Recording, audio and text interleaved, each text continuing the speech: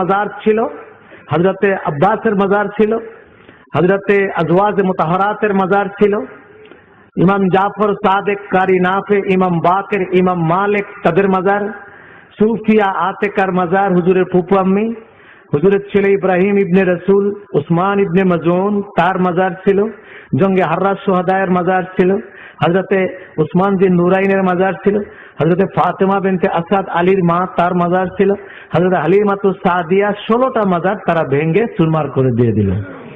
আর জান্নাতুল মুআল্লায় মা খাদিজাতুল কুবরা তাহেরা রাদিয়াল্লাহু তাআলা আনহা, হযরত আব্দুল্লাহ ইবনে জুবাইর রাদিয়াল্লাহু তাআলা আনহু, আসমা বিনতে আবু বকর সহ বহু সাহাবীর কবর ভেঙে শুধু কবরের বুনিয়াদ রাখলো। ওই কবরের বুনিয়াদের উপরে এখন জুতা পায়ে দিয়া ফিতা ফুটা বাইন্দা খাড়াইয়া দালালরা ঘুরে, আর কয়েকগুলো সব কবর, ছোট বড় নাই, সব কবর। এদের ভিতরে কোনো বড় ছোট বলে কোনো কিছু নাই, তোমরা আন্দাজি ধারণা করে ঘুরো না, কার কবর কোনটা এগুলো আমরা জানি না। এইভাবে তারা সেখানে বলতে থাকে। রাসূল পাক সাল্লাল্লাহু আলাইহি সাল্লামের রওজা শরীফকে ভাঙার চেষ্টা করার আগে মরল, আর নাসিরউদ্দিন আলবানী এসে বলল যে কবর বাইরে সরায় দিলে ভালো হতো। আপনারা আমাকে বলেন যে রাসূলুল্লাহকে 1 মাস কান্দাইছে ইহুদি না সারা না মুসলমান।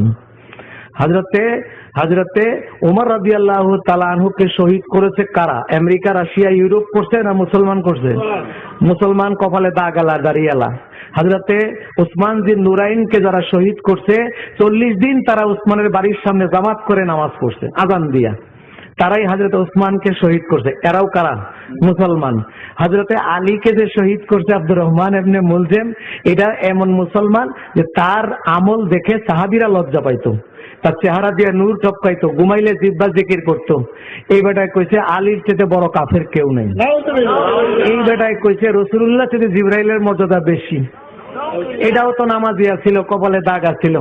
এবার আসেন হযরত হুসাইনকে যারা শহীদ করছে তারা জুমার নামাজ আজান দিয়ে পড়ে নাই, এবং হযরত হুসাইনকে শহীদ করার পর নিষ্প্রাণ হযরত হুসাইনের দেহ মোবারকের পাশে তারা কি করলো? দাঁড়ায় আসর নামাজ পড়লো।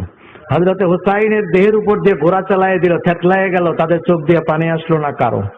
এরাও তো মুসলমান, এরাও তো নামাজি, এরাও দাঁড়িয়ালা, এরাও কপালে দাগালা। তারপরে যদি আরো আসেন, হযরত হুসাইনের পর খোদার ঘর বাইতুল্লাহ শরীফে আগুন দিয়েছিল, তারাও কিন্তু কাফের মুশরিক দেয়নি। তার কারা দিয়েছে?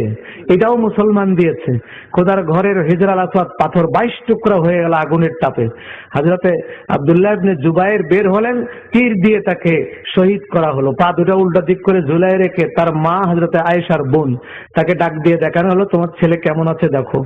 উনিও বললেন যে আমার ছেলে আগের থেকে এখন ভালো আছে, এটাই চাইছিলাম, ছেলে আমার শহীদ হোক, এটাই আমি চেয়েছিলাম। আল্লাহ তাকে ভালো রাস্তায় নিয়ে গেছে, হুসাইনের রাস্তায় নিয়ে গেছে। শেষ খোদার ঘরে আগুন দিল, এরাও মুসলমান। খোদার ঘর বাইতুল্লাহ শরীফের পরে পৃথিবীর শ্রেষ্ঠ মসজিদ, মসজিদের নববীতে 7 দিন গাধা এবং ঘোড়া বাঁধলো, গাধা ঘোড়া পেশাব পায়খানা করলো, আজান একামত বন্ধ করে দিল। এইটাও কিন্তু আমেরিকা, রাশিয়া, ইউরোপ করে নাই, প্রেসিডেন্ট বুশ করে নাই, এটাও মুসলমানরাই করছে। যারা 5 ওয়াক্ত নামাজ পড়ে এরাও এই কামটা করছে। তাইলে আপনি নামাজি পরেজগার মুসল্লি দিয়ে করবেন কি, ভিতরে যদি আসল জিনিস না থাকে? তারপরে আমেরিকার থেকে প্রেসিডেন্ট বুশ বাগদাদে আসলো, বাগদাদে জুতা মারলো, জুতা খাইয়া সৌদি আরব গেল। সৌদি আরবে যখনই নামছে, সৌদি আরবের বাদশাহ তার 2 ঠোঁটের উপরে বাদশাহ ঠোঁট বসায় দিয়া 5 মিনিট ধরে চুমা খাইলো। এই ছবি ইন্টারনেটে আছে, আমার কাছে আছে। তাইলে যেই সাদা, পৃথিবীর শ্রেষ্ঠ সাদা কুত্তা, মুসলমানের দুশ্মন, কুকুরের ঠোঁটে যে মুসলমান চুমা খেতে পারে, এই কুত্তার ঠোঁটে মুসলমান ঠোঁট লাগাইতে পারে? আর এই কুত্তার ঠোঁটে যেই মুসলমান ঠোঁট লাগায় তাকে মুসলমান বলা যেতে পারে? 15 দিন ব্যাপী ফিলিস্তিনি মুসলমান শিশু, নারী, বৃদ্ধ বৃদ্ধাদেরকে একতরফা মার দিল। পৃথিবীর কোন মুসলিম স্টেটের মুসলিম নেতারা টু শব্দ করেছে? তাহলে আজকে আমাদের এই দুরবস্থার জন্য ইউরোপ থেকে ইউরোপের প্রেসিডেন্ট এসে হযরত ওমরের সামনে হাঁটু গেড়ে বসে খাজনা দিয়ে যাইতো, আর 14 বার মাপ চাইতো, হুজুর ভূমধ্য সাগরের ওই পারে যাইয়েন না। বলে ঠিক আছে, ট্যাক্স দিবা ঠিক মতো, যাব না। এই এই মুসলমানকে এত ভয় পেত, সালাউদ্দিন আইয়ুবীর নাম শুনলে বাচ্চারা ঘুমায় যেত আমেরিকা ইউরোপের। সেই মুসলমানরা আজকে পৃথিবীর সবচেয়ে বেশি অবহেলিত, ঠিক না বেঠিক? এটা কোন কারণে হয়েছে? শুধু মিডল ইস্টের এই ফাসেক বেঈমান নেতাদের কারণে হয়েছে। এই আমেরিকা ইউরোপের গোলাম মিডল ইস্টের মুসলিম নেতা যারা, এদের কারণে আজকে আমাদের এই পর্যায়ে এসে আমরা পৌঁছেছি। আজকে 50 লক্ষ মানুষ আমরা আরাফার ময়দানে, 50টা মানুষ যদি একসাথে হাউমাউ করে কান্দে, সেই আওয়াজে কারো কান্না আসবে না এরকম কেউ আছে? 50 লক্ষ মানুষ যেখানে হাউমাউ করে কান্দে, সেই আরাফার দিন আল্লাহ তাআলা একটা মানুষকেও ফেরত দেন না, সবাইরে মাফ করতে চান। আর এত পরিমাণ বেশি মাফ করেন যে অন্য 365 দিনের কোনো দিন এত মাফ করেন না। আর সেই মোবারক দিনে, সেই দিনে সেই দেশের মুসলিম নেতাকে পাওয়া যায় ভূমধ্য সাগরের মধ্যে আদনান খাশোগির প্রমোত্তরিতে নারী আর মদ সহ পাওয়া যায়। সেখানে তারা নারীবাজি করে, আর এখানে আমরা আল্লাহুম্মা সাল্লি আল্লাহ করি। এই তো মুসলিম নেতা। এইসব নেতাদের উপরে খোদার রহমত কি আসতে পারে? আজকে তাদের লানতের কারণে, এই মালাউনদের লানতের কারণে আজকে বীরে গোরসের পানি শুকিয়ে গেছে, রাসূলুল্লাহর মুজিজার কুয়া। বীরে উসমানের পানি শুকিয়ে গেছে, সর্বশেষ বীরে শেফার পানি আমরা খেয়েছি। সেই বীরে শেফার পানি গত বছর থেকে শুকিয়ে গেছে, নাই বীরে। তারপরে মুইয়া শেফা উহুদ পাহাড়ের মাঝখানে ছিল হুজুরের হাতের পানি, সেটা এই সিমেন্ট বালু দিয়ে বন্ধ করে দিছে। রাসূলুল্লাহ সাল্লাল্লাহু আলাইহি ওয়াসাল্লাম যেই পাহাড়ের গর্তে আত্মগোপন করেছিলেন, এইটা মানুষ মুসলমানরা যায় সেখানে 2 রাকাত নামাজ পড়ে চোখের পানি ফেলে, এটার মধ্যে ছাগলের খামার করছে, ছাগলের পায়খানা দিয়ে বোঝাই করে রাখছে, কাটা দিচ্ছে, বোতল ভাঙা দিচ্ছে, কেউ যেন সেখানে না যায়। রাসূলুল্লাহ দাঁত যেখানে পড়েছিলেন, সাহাবায়ে কেরাম সেখানে মসজিদ বানায় সেজদা করছে, সেটাও এখন ছাগলের গুয়ের খামার, ছাগল সেখানে পালে। তাহলে আজকে এগুলি দেখে আসলে সব হাজিরদেরকে আমি দেখাইছি, দেখো রাসূলুল্লাহর দাঁত পড়েছে, সেখানে সৌদিরা ছাগল পালে। দুশ্মনীটা কোন জায়গায়? আবু জেহেলের দুশ্মনীর সাথে এই দুশ্মনীর কোনো পার্থক্য আছে? একই দুশ্মনী রাসূলুল্লাহর সাথে। পৃথিবীর মুসলমানদের মায়ের দরে খালি কাবা ঘর আর মদিনাটা ঠিক রাখছে, কিছু কয় না। সেটাকেও টাইলস দিয়ে ভ্যাটিকান বানিয়ে দিছে। কাবার স্বাদ আর আগের স্বাদ রাখে নাই, মদিনার স্বাদ আগের স্বাদ রাখে নাই।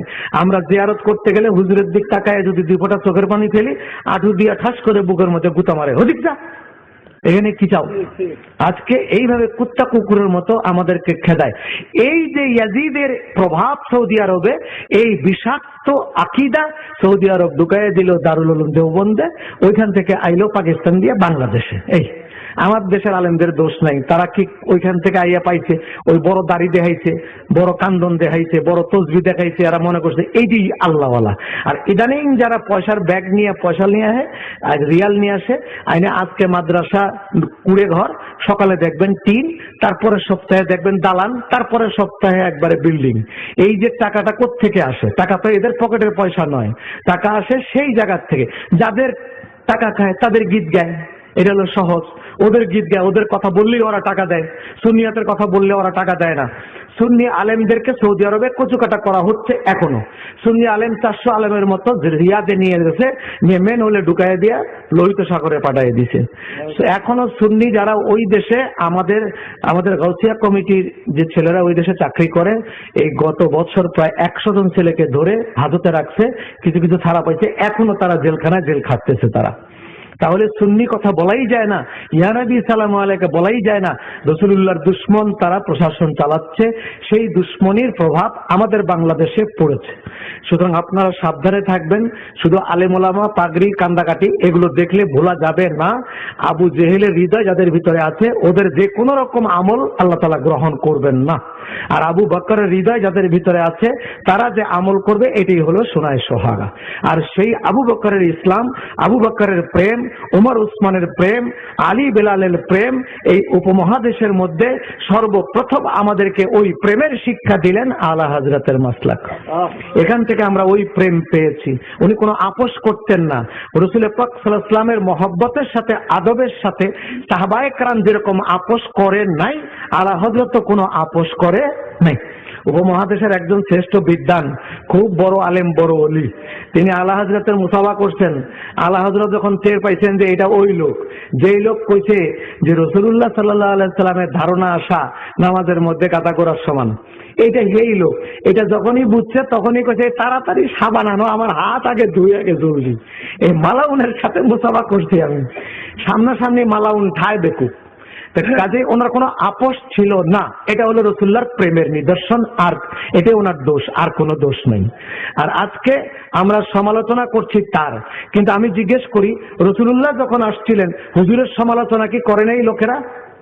গাউসুল আজমের সমালোচনা করে নাই? গরিবে নামাজের সমালোচনা করে নাই? বাবা শাহজালালের সমালোচনা করে নাই? সমালোচনা কার না করছে বলেন?